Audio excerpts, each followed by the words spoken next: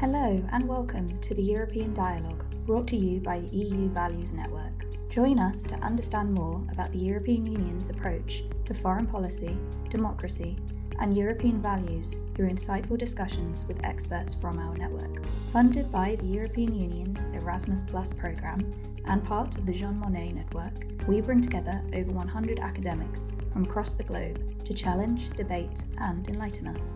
I'm Emily Jones, and I'm pleased to guide you through the complex yet fascinating world of EU foreign policy. Welcome to today's episode of the podcast. I'm delighted to be joined by two incredible experts in European politics, migration, and policy making. First, we have Ariadna Ripoll Servent, a professor of politics at the European Union at the University of Salzburg and director of the Salzburg Centre of European Union Studies. With extensive experience across top institutions, her research focuses on EU institutions, the European Parliament, and key policy areas like security and migration. I'm also pleased to introduce Natascha Zaun, Professor of Public Policy at the University of Lüneburg in Germany. With a PhD in political science and research experience at Oxford and Mainz, she specialises in refugee and border policies, providing key insights into EU asylum and immigration decision-making. Together, Ariadna and Natascha have co-authored a fascinating article titled "Under Which Conditions Do Populist Governments Use Unpolitics in EU Decision-Making?" We will link to the full article in the description of this podcast. So, in today's episodes, we'll be diving into their research, exploring how populist governments navigate the EU's political landscape and the concept of unpolitics in decision-making. So, let's get started. Welcome both. Hi, Emily. Thank you. Thanks, Emily, for the invitation. Great, it's lovely to have you on. Perhaps start us off by telling our listener what exactly unpolitics is and how it is different then from conventional political strategies. Okay, so I think that what is important to understand here first is that the European Union and how governments decide in the European Union usually is very much dictated by consensus. There's always an effort to find a compromise and to find solutions. So, of course, the different governments fight against each other, they don't agree, but there's always an effort to find some sort of common solution. And that's a bit what we've been observing, that there are now new governments, especially populist governments, that do not follow these rules. They have rather a destructive approach to politics. They do not follow the rules of the game. So we do not mean to say that unpolitics is anything like anti-political or apolitical.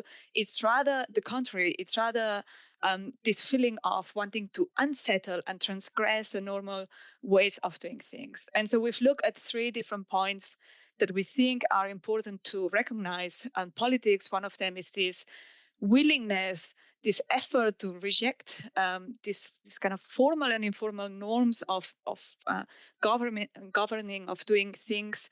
Also, this willingness to reject compromises, and also then to use all this deadlock, this unsettlement to basically mobilize against the European Union. Great. Thank you very much for that.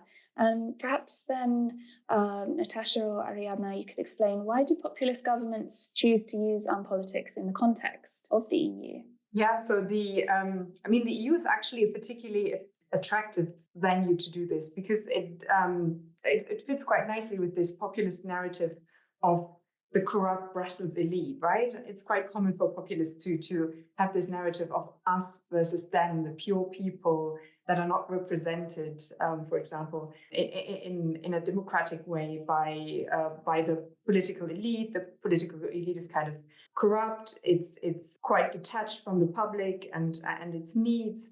And the needs of the people, really, and that really makes the EU quite attractive to mobilize against, right?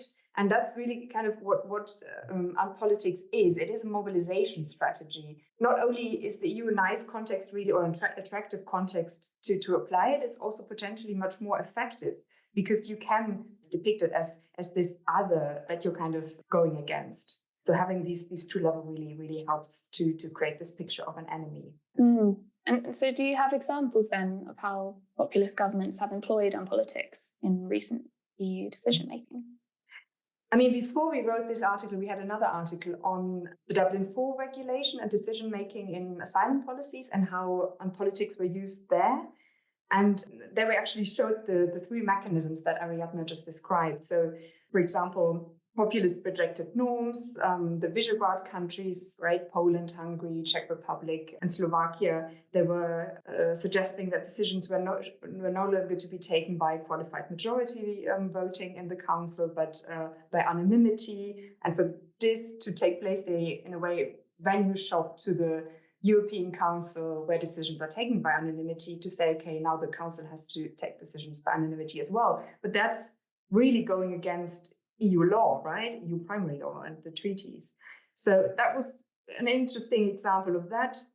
Then we also saw that the Visegrad countries and Italy rejected the compromise on a refugee distribution, even if Italy would actually benefit from it. And Italy asked quite a lot for solidarity and distribution of refugees. So that was quite interesting. And then again, especially Italy, which at the time had a populist government, right, with Salvini, used this kind of inability of the EU to adopt Dublin as a way to say, or as a reason really to say, okay, the EU is incapable of helping us. We still have a refugee crisis, and the EU is not showing any solidarity with us. Yeah, but it was actually them, right, who had undermined this decision.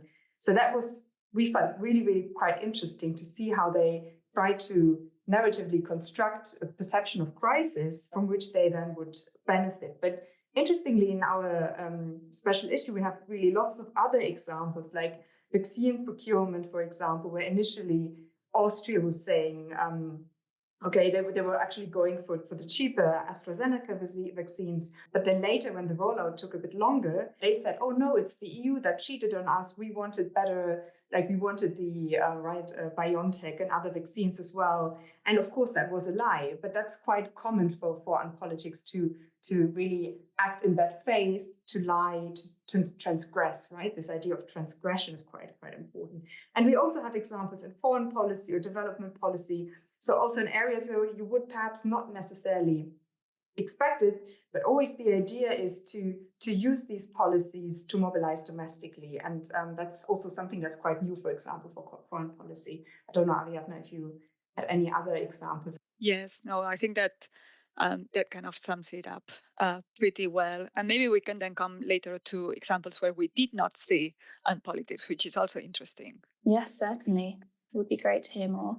What are the consequences for the EU when populist governments refuse to compromise? So I think we've seen two main consequences. One of them is, of course, deadlock, right? So nothing happening. So no decisions are made, no compromises are made. So things are stuck. And this, of course, is problematic also because the EU very much bases its legitimacy on producing solutions, right? So on this kind of output legitimacy of showing to citizens that it can help solve crises or common problems. So this is, of course, highly problematic when, because of some or one populist government, things are just stuck, which was a bit the example we were showing now with the Dublin reform. But I think that what is also very interesting is that we've seen several examples where the solution has been either to try to depoliticize all these negotiations by looking for other ways of, for instance, not dealing with issues on the legislative arena. So, for instance, then letting the Commission decide, for instance, so not involving member states anymore in the decisions or only to a limited extent, or trying to, in a way, bypass institutions or circumvent the normal ways of doing things, finding alternative ways of doing things, which of course is also problematic, right? Because if you try to depoliticize either by circumventing the normal ways of doing things and you create constantly kind of exceptions to the rules, or you can also then end up bypassing, for instance, the European Parliament or the courts. And this means that there's not the same level of transparency and accountability and even kind of democratic legitimacy to the decisions that are being made. So I think that this is really the main consequences, and it can be problematic also in the long term. I feel like you've both touched on this a fair bit in the last couple of questions too, but perhaps then you can expand on whether populist governments use Unpolitics in the same way, or what are those differences depending on the country and the issue? Populist governments don't always use Unpolitics, and they don't always use it to the same extent. So, of course, I mean, one important aspect is, for example, if the populist government, is it Eurosceptic? Some of them are not Eurosceptic, like the Bulgarian conservatives, right? The GERB or the GERB.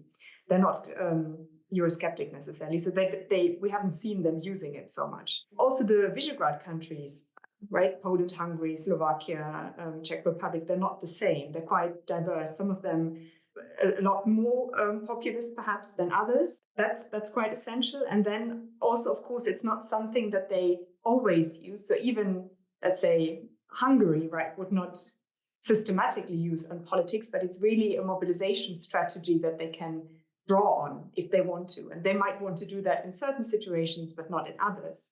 One thing that it might depend on is, for example, the issue, so the issue area. Is it an issue of high gain, like something that you can really mobilize with, like migration, climate, gender, right? These are really politicized issues, that you can really potentially attract voters with.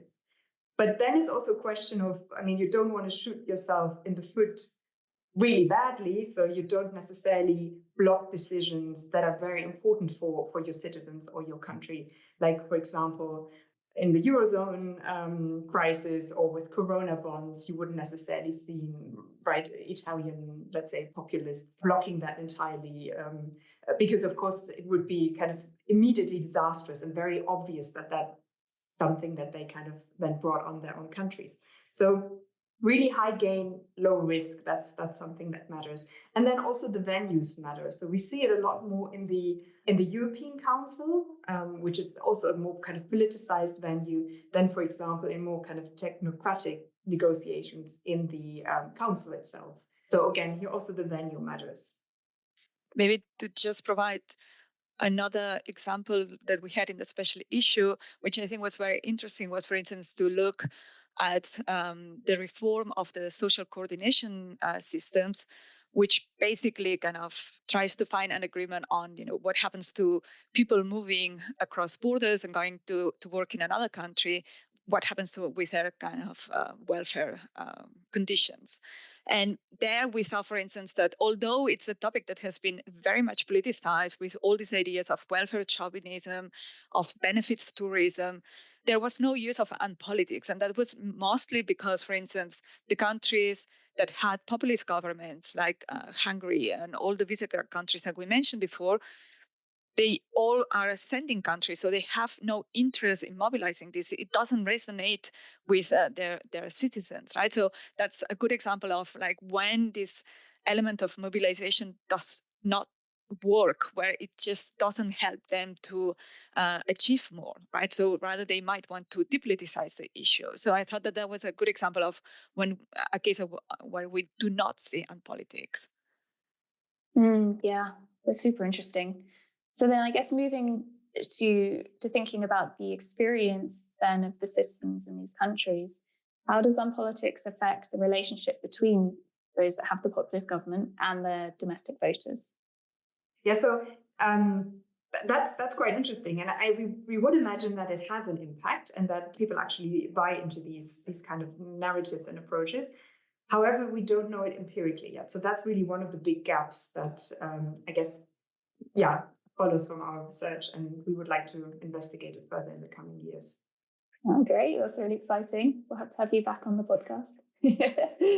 What does the research suggest about the future of EU governance in light of rising populism? So I think that one of the things that are important to remember is that probably Unpolitics is not something that we just see in the council. That's where we now focus. But it's probably something that we are also going to see more and more in the European Parliament and even the Commission, right? The Commission is now much more conservative, and it even has commissioners that come or are close to populist governments. So it's really interesting to see also in the future whether there is a little bit of kind of mimetism, so kind of copying what's been going on in the council also in the other institutions, and how this affects also interinstitutional relations. So whether, trying to transgress and unsettle, it's going to be an issue that it does not just affect the council, but that also kind of spills over on then, okay, so can we try to find some sort of ways of blocking decisions across the Council and the Commission and the European Parliament, right? The European Parliament is so fragmented, it's so polarized that it's not going to be very difficult. And I think that one of the issues also is that mainstream parties, so those parties that are not populist necessarily, that they are also more and more under pressure to kind of put a stop to populism, but at the same time, also their reaction is often to copy what populists do, right? And then it's a bit the question of whether they are also then going to copy these forms of unpolitics if, transgressing, not following the rules of the game is going to become more normal, but then they also kind of start doing the same things, and that then you lose the trust and this culture of consensus that has been built over so many years. Yeah, and I would add, I guess with more populists and more populist governments in the EU, we would expect more of this transgression and more of this kind of normalization of transgression, especially, and that's the thing, right? I mean, we in our first paper, we even described that your party doesn't have to qualify as populist for you to act as a populist. And sometimes we do see mainstream parties and mainstream governments act in a populist way. I think there are many examples of that in, for example, the 2015-16 refugee crisis in Germany with Bavarian Prime Minister Seehofer, who was basically challenging his party internally and adopting a very populist discourse. So that really is something that we see, as Ariadna said, actually beyond populist parties. And so I would expect really these transgressions to happen more regularly and to become more normalized. And then really, if you add in bad faith, transgress norms all the time, that eventually obviously is also really bad and in a way poisonous for cooperation, because you need to establish trust, right, to cooperate in the long term. So that's really detrimental to European integration, we would think. Very worrying. Well, thank you. Thank you very much. This brings us to the end of today's episode. Thank you again to our guests, Ariadna Ripoll Servent and Natascha Zaun, for shedding light on the complex dynamics of governance, migration, and policymaking within the EU. Be sure to check out their special issue and stay connected for more conversations on these important topics. Thank you both. Thank you. Thanks.